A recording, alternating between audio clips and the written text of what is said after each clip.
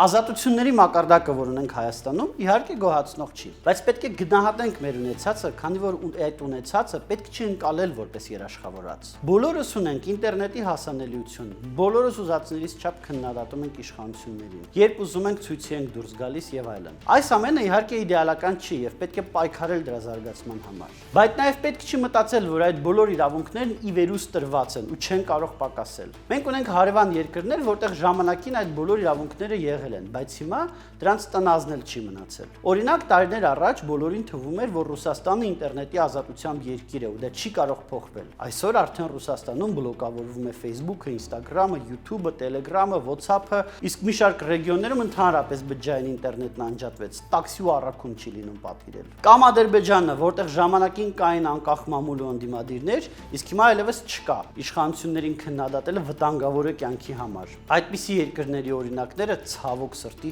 շատ են։ Հայաստանում հակառակը։ Տարիներ առաջ ազատությունները շատ սահմանափակ էին։ Իշխանությունները երբեմն փակում էին անցանկալի կայքերի հասանելիությունը ու ցուցարարներ սպանում։ Իսկ հեռուստատեսությամբ իշխանության քննադատություն կարող էր տարիներով չտեսնել։ Բայց այժմ դա փոխվեց դեպի լավը։ Իսկ ով ասեց, որ դա չի կարող ետ փոխվել։ Ասած սենա, որ եկեք գնահատենք ու պաշտպանենք մեր ունեցած ազատությունները եւ երբեք չմտածենք, որ դրանք երաշխավորված են։